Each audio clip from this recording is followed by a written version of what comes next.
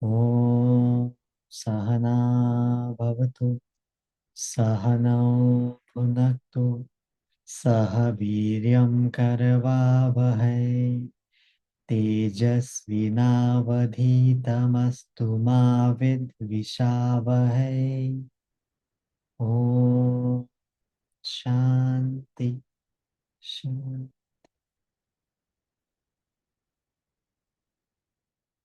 So in the earlier session, we have covered till now the different aspects of our personality, mostly the physical body, the mind, and the intellect.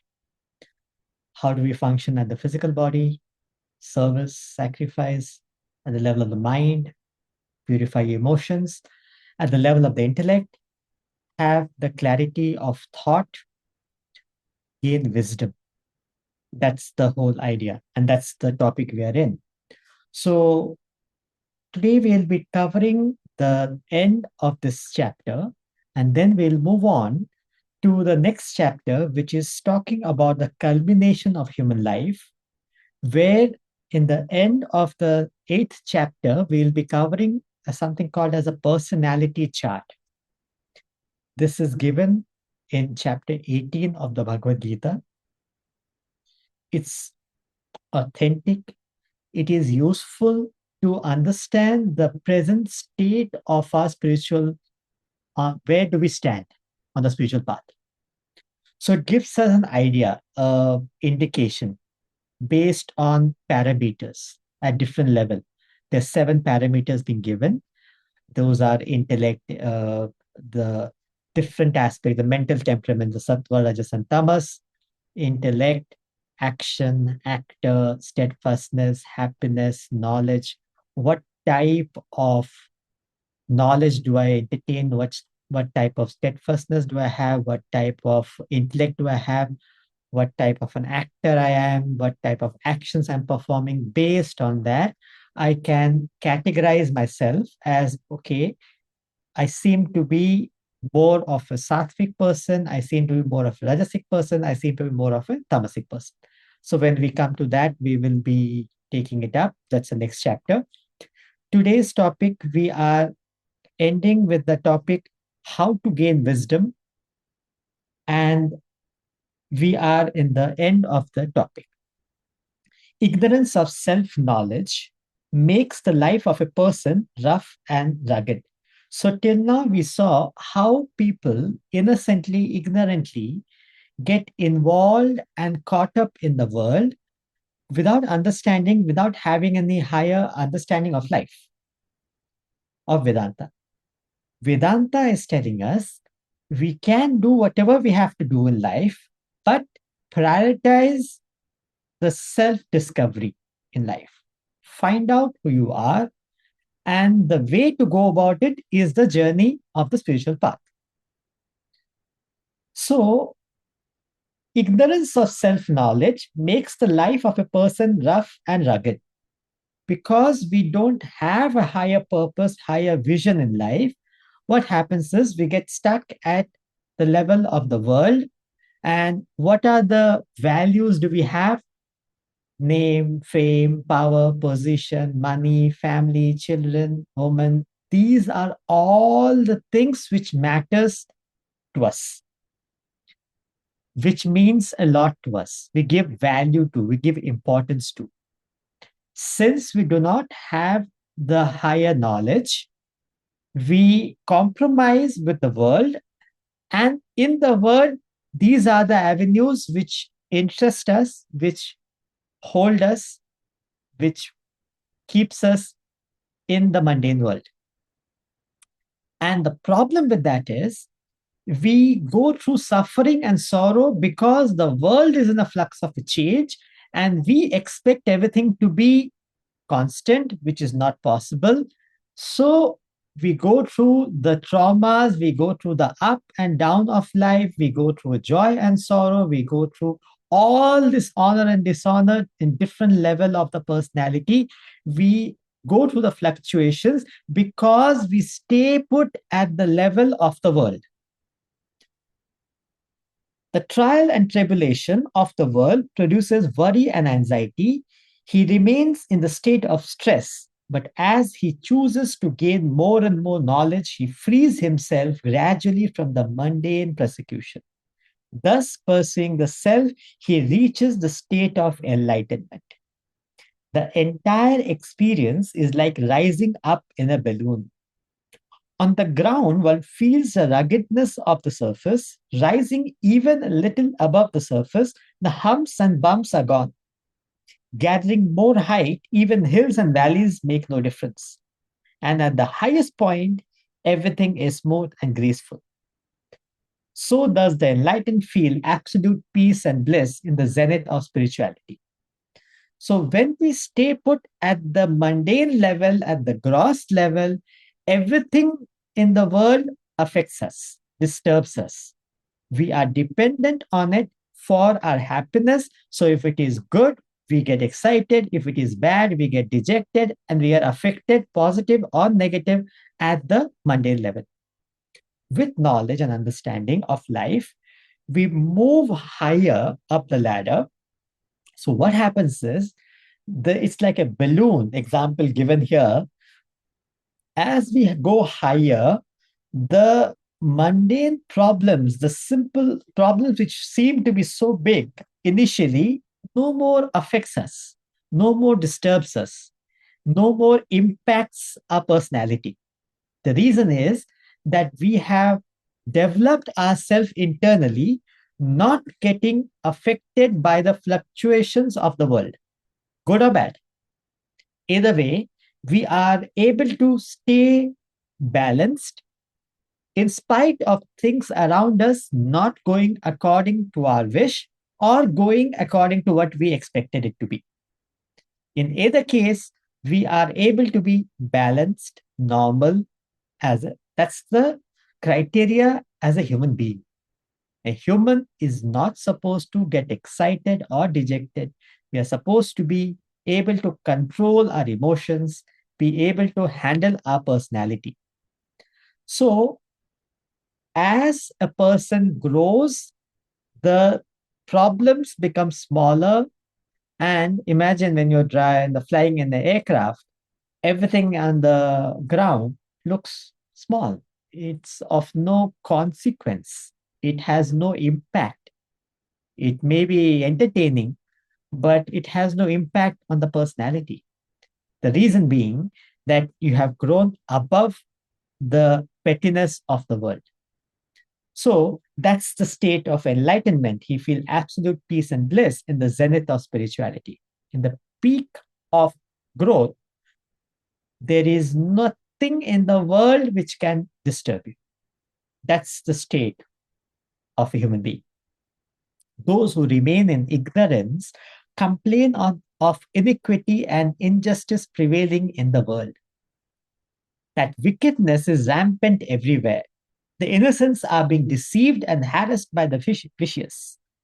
People wonder why the dishonest prosper while the honest suffer. This has been the general grievance everywhere. Few have attempted to analyze and investigate the cause for it. The layperson meekly resigns it to fate without realizing that there is a reason for this paradox in life. There's a very interesting analysis where what we are told and we should be living on higher values of life. Now, as per our observation of life, we see people who are good, who are honest, they suffer. And we see people who are dishonest, who are corrupt, they prosper. So we argued rightly to say, how is it so? Why is it that we are doing good, we are meaning good, we are honest people, but somehow we don't get what we deserve? Somehow we get perturbed by situations, by people. Somehow we get attacked by people, even without harming others. How is it that good people are being hurt and bad people are okay. They seem to go around without any problems. To answer that, he analyzes the personality and he says the good suffering at the hands of the bad, the careful scrutiny will show that it arises from the distinction in the nature of the inner personalities. The ones with weaker constitutions suffer. The solution lies in fortifying the weak. One needs to study the inner constitution, reflect over it, strengthen the intellect. Having developed a strong intellect, one becomes equipped to deal with the treacherous practices in the world. So, what he's saying is, it is nothing to do with being good or bad, being honest or dishonest. That is not the cause of suffering or sorrow. What causes suffering is our weakness of the personality. And the weakness is determined by the mind. So when the mind is strong, we are weak as a human being. When we are able to strengthen the intellect, we become stronger. So in the personality, we have a mind and an intellect. Body merely performs action. Now, who is stronger? Action is performed either by the mind or the intellect.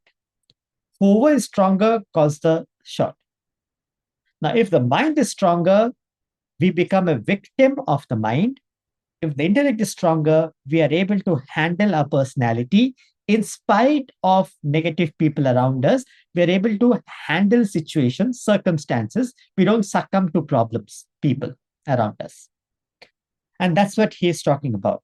A very interesting analysis of Lord Rama and Lord Krishna. Both of them were self-realized masters. Now, what is the difference between Lord Rama, the way he conducts himself, and Lord Krishna, the way he conducts himself?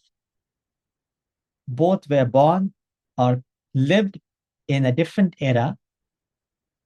And because of that, because of the circumstances and situations around them, they had to conduct themselves very differently, very distinctly, and very differently. Both are the best of human beings, but the way they functions are very, very distinct and different. Lord Rama is known as Maryada Purushottam, meaning one who performed all, he highlighted or he gave importance to righteousness, dharma. He was the best of a human being and he lived on higher values and he gave importance to people, families, relationships, and he did whatever he could do the best of his ability. As a ruler, as a husband, as a son, as a father, every level, even as a friend, he conducted himself in a way that he always lived on righteousness. That was his parameter. That's why he is being worshipped. Now, if you analyze the character of Lord Krishna, he was the manipulator, a complete manipulator.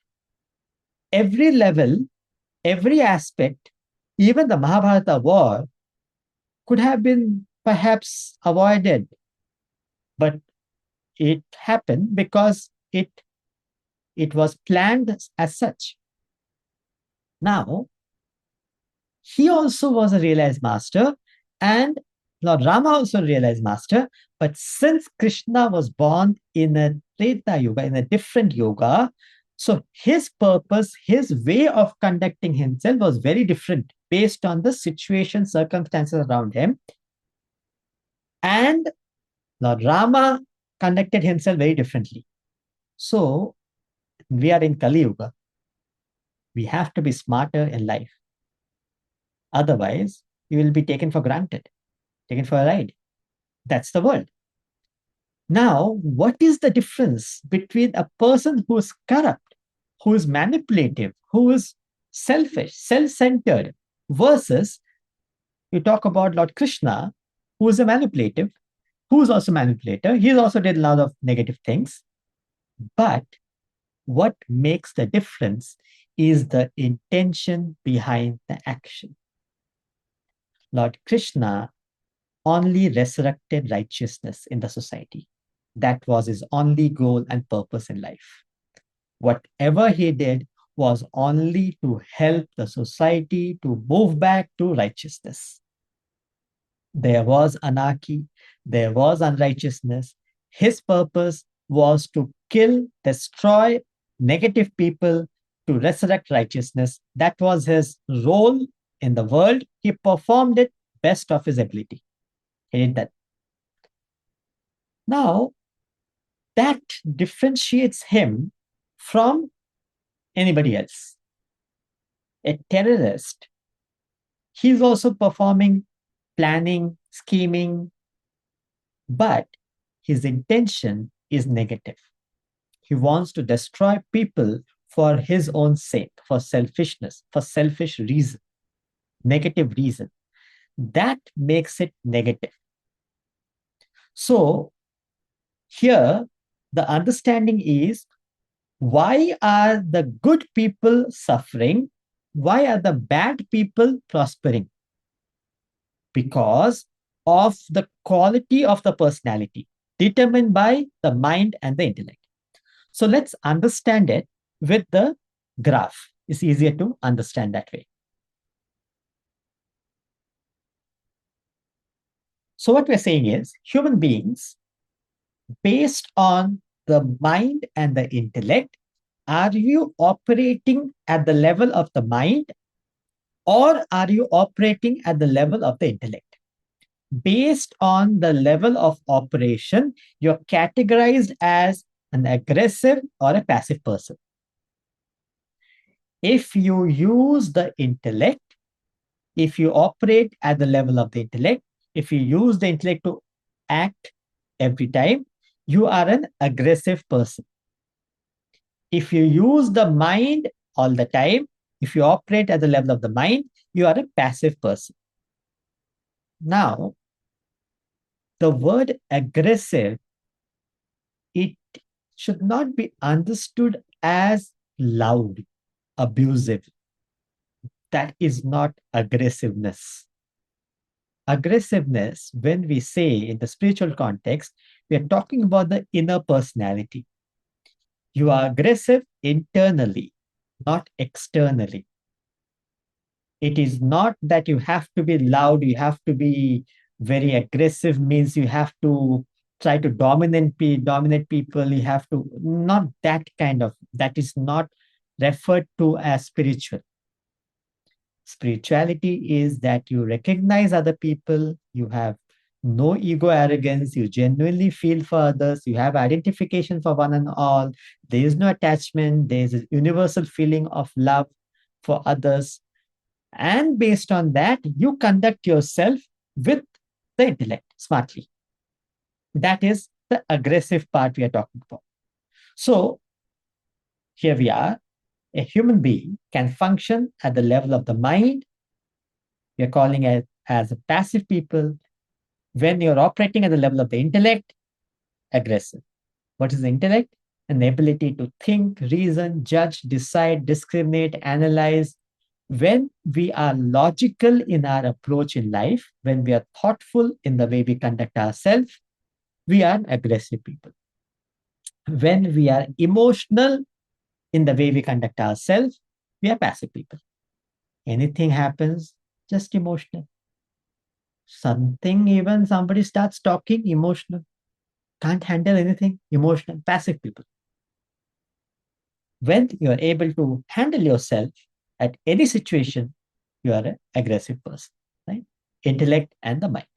Now, based on the mind and intellect, they can be good and bad, and passive, good and bad. So, who are the, starting with the passive good people? Passive good people are, passive is operating at the level of the mind. I operate at the level of the mind, but I'm performing good actions, positive actions. helping the society, contributing to the society, trying to do whatever best I can do for society. But there is no thinking behind it. There is no analysis. There is no logic in it. It's just mechanical. Somebody, I feel this is a good way of doing things, so I do it. Just because everybody is doing something and they say that it is spiritual, it is good, I also do it. There is no personal finding, investigation, logical conclusion. Is just because everybody is doing, does it make it right? Can be social work. If people can have started a social work for just the sake of converting their money, they are not doing anything logical or helping society. But I just get into it and I do it mechanically. I don't care anything about it. I don't find it. Or a person who's born in a family who are doing a lot of charity, I also keep continuing with the charity, whatever my parents, my grandparents, my great grandparents were doing. I keep on doing the same thing mechanically without any thought gone into it. That is passive good. Good action, but passively executed. What is passive bad? Can be negative actions, can be a terrorist, being born in the family of terrorists. I keep doing the same thing, but I never thought about it. I never applied myself. I never investigated why it is so.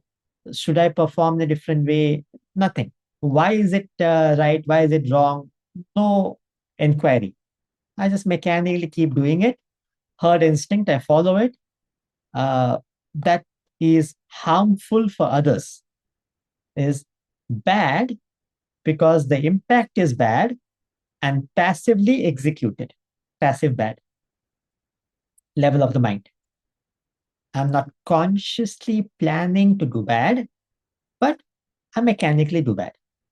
I'm doing something which is bad, harming. It can be harming other beings, harming other people. I have never spent thought about it. Passive bad. Passive good is people who are doing good activity, but without any thinking. You really don't know if it's good or action is good or bad. It just happened to be good. You're passively executing. Passive bad is you're executing, but there is which is the effect is bad and it is mechanical at the level of the mind.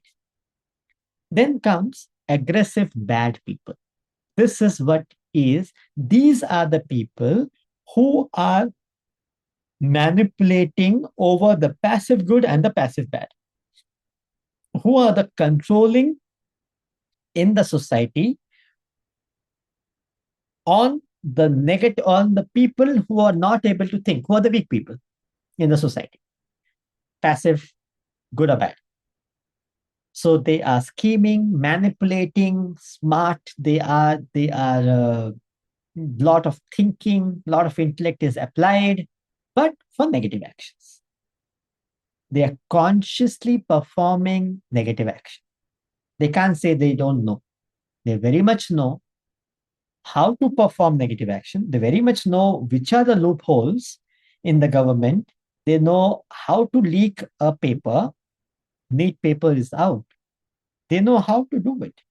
They know all the loopholes and they manipulate, they scheme, they make profit of it. They don't care about the life of other students. They have nothing to do with it. I mean, they are just selfish, self-centered, scheming, planning, using weakness of others for their benefit. And those are the aggressive, bad people. And those are the people being highlighted as they are prosperous, they are happier, but they're negative, they're corrupt. And very rare we find the aggressive good people. What we want to need to have in the society is aggressive goodness. We need to become aggressive good. You have to be smart, sharp, manipulative, but for the benefit of others. nothing to gain out of it. That attitude, that way of conducting ourselves, which makes it aggressive. So the good is the outcome. Your intention is good, your attitude is good, your thought is good, and the approach is aggressive, level of the intellect. You manipulate, you know these are the negative people, you know how the aggressive bad people works. If you have to counter them, you know you have to be smarter than them, you know how to go about it, and then you become smarter, and you keep on trying and working. You get defeated, you get into problems again, you fight back and you get back, and you are able to handle yourself, you're able to handle situations, circumstances, and able to protect the passive good and bad people. So actually, it is the passive good people who get suffered. So passive good people suffer because of the aggressive bad people. So that's what we mean by, if you go back, we're talking about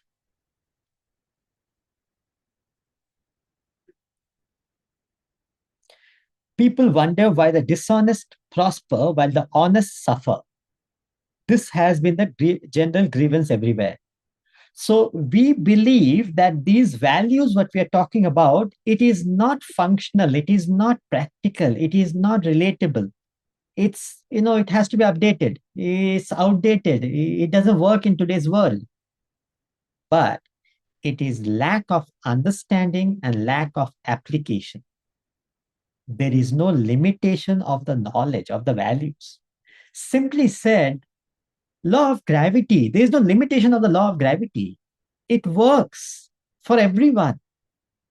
Similarly, these are fundamental laws of life. If you are selfish and self centered, you will be agitated, you will be stressed out, you will be depressed, you will be dejected, you can't sleep.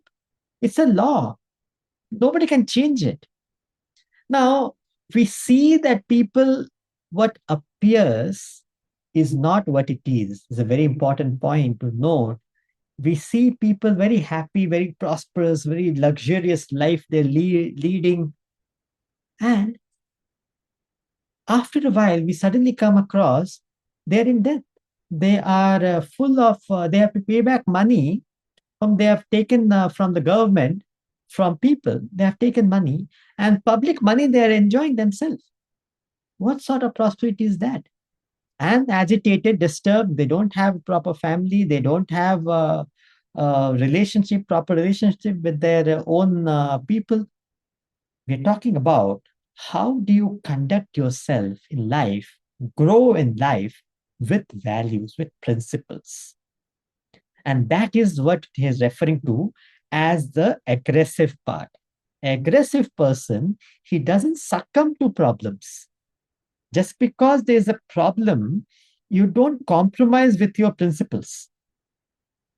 The understanding of the knowledge gives you that stamina, that conviction on the knowledge.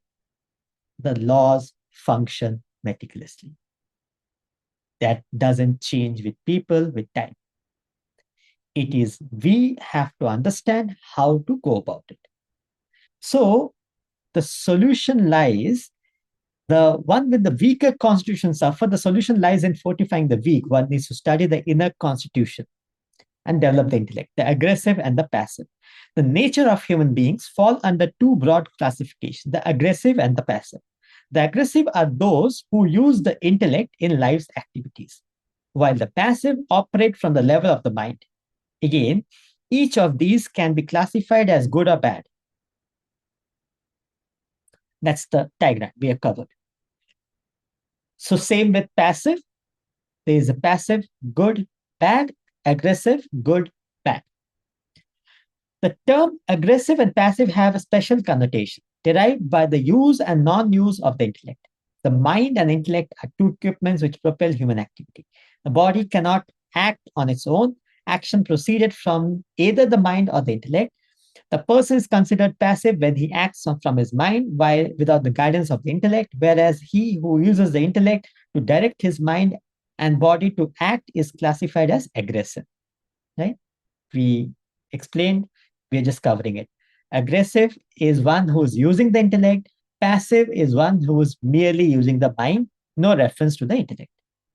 A passive person functioning from the mental level lives by his feeling rather than reason and judgment. He does not think, discriminate with his intellect, not scrutinize, analyze his action, much less question their merit or demerit. He lives a routine mechanical pattern of life, follows blindly the life of his family, predecessors, environment, situation, circumstance shape his individuality rather than his individuality shaping them. By and large, he lives an unintelligent, dogged life of passive acceptance of whatever has gone before him. He lacks the intellect, initiative to use his human resources to rise above the external influences to steer himself to a meaningful, purposeful life. So, we discussed earlier, a passive person is mechanically conducting himself without investing any thought into his actions. Now, what is interesting in this analysis is a person, see, analyze with an animal. Animal is born, it exists, it dies. It has no capacity to choose. Right? It has no reason to choose, it has no capacity to choose. It has a pre-programmed life. Now, what is the problem? There is no problem in the case of an animal. But in the case of a human beings, we have been given the choices. So it matters on what basis do I make the choice. So if I am passive, which simply means I'm mechanically functioning on the mind, I have never developed the intellect, I've never used the intellect. So I have never developed the capacity of thinking. So whatever I do at the level of emotions, I like it, I do it. I prefer it, I do it. It's just impulsive action. That's about it. There is no other reason to do or not to do. It's just a fit of emotion. Suddenly I feel like I perform. Suddenly I don't feel like I don't do it. I take up something, I don't complete it. That's the kind of way I conduct myself. The problem with that is, as a human, there is no growth possible when I conduct myself mechanically. A passive good person, he's doing good activity, but it is not helping him to grow as a human because he's not applying himself and then consciously performing a good action. Example, a buffalo or a cow performs good action, benefiting action. A buffalo, in fact, is being worshipped. If you see in the temples, the first thing you see is the animal there, right? And you worship it, and only then you go inside the main deity you meet. Why is it that that cattle is being worshipped? Very interesting. Because it lives on the maximum work, minimum profit. It's working from day to night, no sick leave. It just keeps on working. And what do you give? Dry grass. That's all it takes. So, maximum work it's performing, minimum profit. It's not taking anything from people. And because of that, it's being worshipped.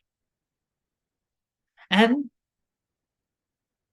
it's a good action, but it is not a progressive action. Similarly, a person performing good action mechanically is not progressive, is not evolutionary. I keep on doing charity because my parents did, my grandparents did, and everybody in my family was doing it. So I keep on doing it. I have no thought into it. I don't even know if it is actually a charity, if there's money is being used, utilized, it is being misused. I have no clue what's going on. I just keep on doing it. I have no say in the matter. That is not evolutionary action from my point of view. As a human, I need to be conscious of my actions. And the same applies at the negative level, which is the passive bad people. Same thing, negative actions going on mechanically performed, no thought behind it. Such passivity may lean towards good or bad. A passively bad person leads a wrongful, immoral life without really intending to do so. He does not willfully, guiltfully plan or scheme activities to meet his private ends. So he's not scheming, he's not a negative person. A passive bad person, he's not generally a bad person, but his actions are negative. And he never consciously thought about it, he never did anything about it. So he kept on performing mechanically. So that's a passive bad person.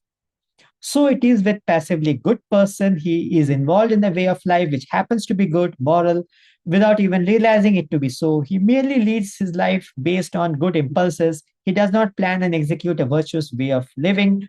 His intellect has gone through the process of analyzing and determining a right course of life. He carries on unmindful of the repercussion of his actions. Such indiscriminate action, however good, may at times prove detrimental to himself and his society. So, a passivity is not growth as a human being. Working, operating at the level of the mind is a weakness for a human. We have, we have the intellect, the strength is to develop it and use it. And that is where the aggressive comes in. So, aggressive nature is the opposite to passive. An aggressive bad person viciously plans, scheme, manipulate, maneuver immoral, corrupt ways of life for pursuing his selfish motives. See, to bring down the Twin Tower, it's not a joke. There has to be a long term planning and a perfect execution required to pull it off. It's not an easy job. But for what? What are we trying to do out of it? So, aggressive, bad people are manipulative, negative, they're corrupt, but they're conscious of it. And the problem with this person is the karma catches up. So, a passive person can get away by saying that he was not sure of his action. So, at the level of the action, he can still can be ignored. He will suffer at the level of the mind and intellect, but level of the physical body, he can still be acquitted. Even in the court, if a person is the crime is not consciously performed, he is not being penalized in the court because he didn't know what he's doing. Right? An action can't be called as a criminal action if he is not sure about that. So, a person, when he is manipulating and scheming and is corrupt, the repercussion of the action is very, very negative. It's going to be bouncing back in a very bad way. So, but this guy is not even interested. He's not, he has no knowledge of higher values. So, he's only using simple, innocent, ignorant people for his own profit, his own benefit. That's the aggressive bad person.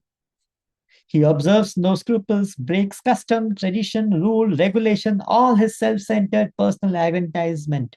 The aggressive constantly employ their intellect in programming their life, whereas a passive never do so. Consequently, the aggressive are more powerful. The aggressive bad dominate over the passive good and bad and freely exploit them to serve their personal interest. This is the problem. You become a victim because of your weakness. Because of the passivity, you are now being operated by the higher intellect. Either you use your intellect or other people use your intellect.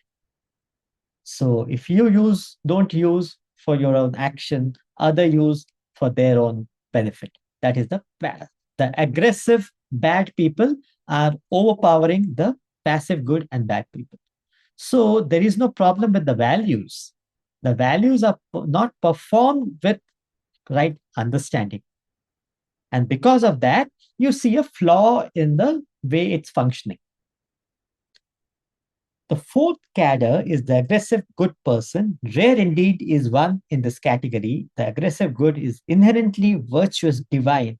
He uses his intellect to plan and program his course of life for the benefit of one and all. Never functions impulsively. His reason and judgment steers every activity. Directed to the well being of the community, he studies facts, foresees consequences, and works towards the best interest of the people. A single aggressively good person can bring about peace and harmony in the community. Look at the power of the intellect. One Christ is good enough to resurrect the righteousness in society. One Buddha, one Krishna. That's the power. One Vivekananda. That's the power of a strong intellect. When you have a powerful intellect and you're righteous, the impact you give to the society is huge, it's large. Whereas when you are doing the same thing, you have the values, but you're not aggressive, you don't have the powerful intellect, it has no impact. It is not helpful for yourself nor others. That's the sad part of it. Good values, good thought, but it is, you can't calculate, you don't understand how to apply yourself. And in today's world, if you're not doing it, you will be a victim. Now, please, there's a very fine line between being corrupt, supporting corruption. We are not saying being aggressively good, you justify performing corrupt action. No. You cannot justify killing. You cannot justify corruption. Aggressive good means you understand, you take the understanding of what all is happening around you, you calculate, you manipulate, you understand things, and you reach out to the right people and you inspire them. So it's a way of conducting yourself. No, very, very important that we don't misunderstand it. Already we don't understand the concept, which is fine, but misunderstanding can lead to a problem. Right? So what we're saying is aggressive goodness is what we need to achieve. So we need to develop our intellect, become smarter. But in the phase, what happens is the mind nature is to justify things, saying, I'm being aggressive, I'm doing something because I'm doing it for the good of others. Whereas hidden agenda, hidden motive is very much to fill our own pockets, our own benefit. So that is not to be considered as aggressive good. So the values plus intellect is aggressive good. Intellect without values is aggressive bad. Mind plus values is passive good. Mind plus no values is passive bad. So you see, that's the difference.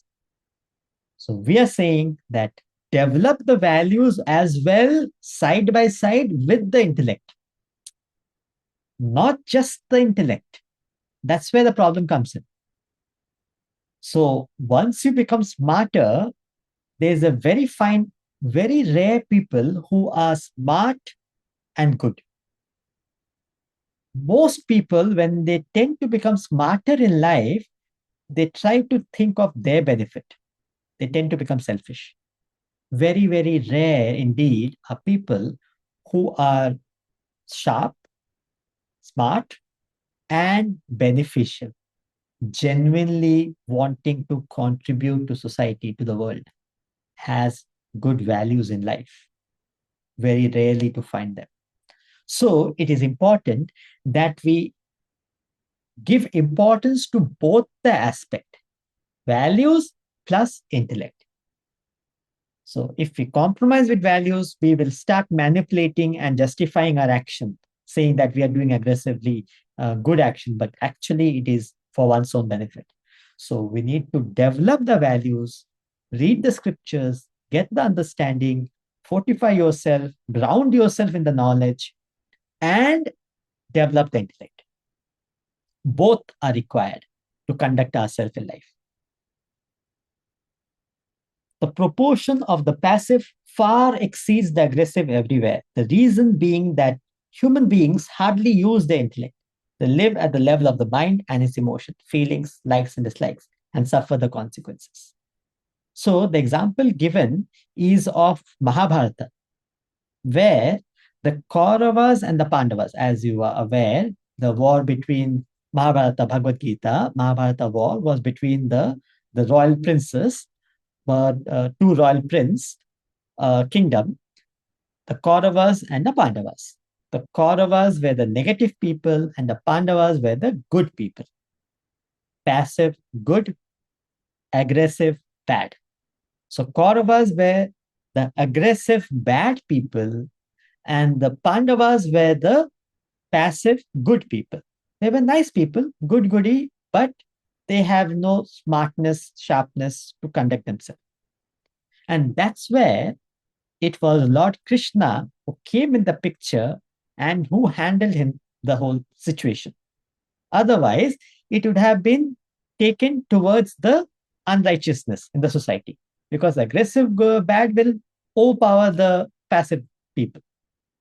So he was a smart one who had to figure out things, figure out ways how can the situation be solved? How can these negative people be destroyed?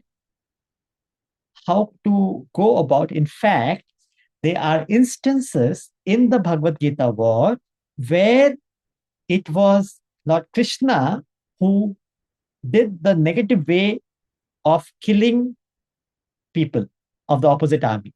You know, there are certain conditions of a war. You can't fight the war with unequal. The opposition also has to be same strength. That's why Bhishma Pitama he could not fight Shikandi. So they were a man cannot fight a woman. That's the trait of the war. Secondly, a warrior, both the side has to be ready for the war. A person is not ready, like Karna, one of the character of the play of the war, was not ready, and Krishna knew that this is the best time to kill him because he is powerful than Arjuna. He can overpower. So he manipulated when Karna was changing the wheels of the chariot. So negative. It's not done. In the warfare, it's not done. The Karna is not ready. He kept the bow and arrow. He told. It's like a run out, you know. You have come out of the creech. You told the umpire that I'm done. I'm just going to talk to the runner. There is no, I'm not taking a run. And you get hit and you are given out. It's not, it's not done. So Karna he said that I'm keeping the bow and arrow. I have to change the wheels of the chariot. I stopped the war from my side. And Arjuna knew it. Krishna said, kill him. Arjuna said, what are you saying? How can I do that? Just kill him. He can't say no to Krishna. Manipulative. So there a lot of manipulation happened in the war, but he knew how to handle the negative people. There's another thing in the war, Chanakya Niti says, with negative people, you should never be positive. With bad people, you should be bad, negative. So righteousness comes to righteous people. With unrighteous people, you don't conduct yourself righteously. You can't then beat them. So aggressive good. It is to do with our development of the intellect.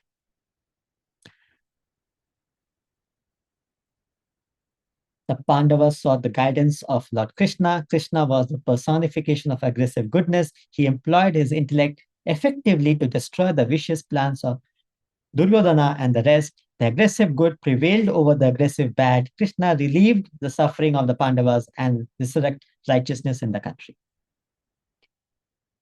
The next topic, the last topic, is the joy of learning. Last topic of this chapter. The chapter is on the intellect, wisdom. Now, in this topic, so I'm just saying, how do you approach knowledge? It should not be boring. It should not be mechanical. It should not be dragging.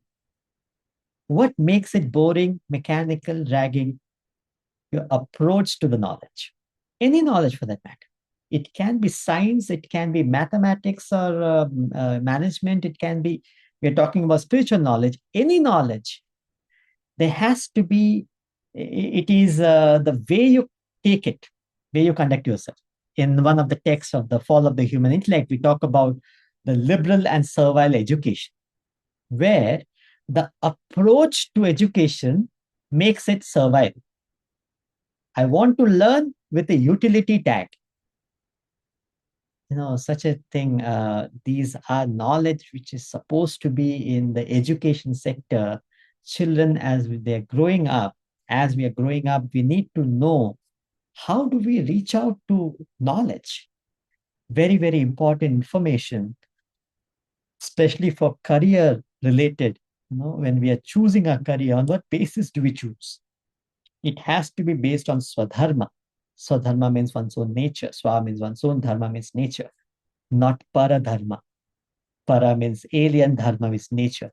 It has to be based on my strength, my talent, my ability, not mechanically taking up something which is convenient. Everybody is doing it. That makes it boring. That makes it mechanical. So that leads to something called as midlife crisis. A lot of people, they come to me and say, sir, I have this midlife crisis. What is midlife crisis? When you take up something which you were not interested in, it was forcefully, or it was because of peer pressure, convenience, whatever, you never thought about it. You got into a profession or a task or an area, but you're not interested in that. So you keep on carrying, you get caught up, as it were, in it because you have to do it. Now you cannot not do it. And but you're not enjoying it. And that creates boredom, monotony in life. So, joy of learning. So, I'm just talking about the approach to learning. How should you approach knowledge? Any knowledge for that matter. Here we're talking about Vedanta. Even the knowledge of Vedanta, spirituality, take it in its own merit. The knowledge of Vedanta confers aggressive goodness on you. The knowledge that develops a powerful intellect, which clearly distinguishes virtue from vice, provides you the guidelines to destroy evil and protect the good. Thereafter, you will not be victimized by anyone, nor would you victimize others. You would mean and do good to the society, become a beacon of knowledge and virtue for the rest of the world to follow.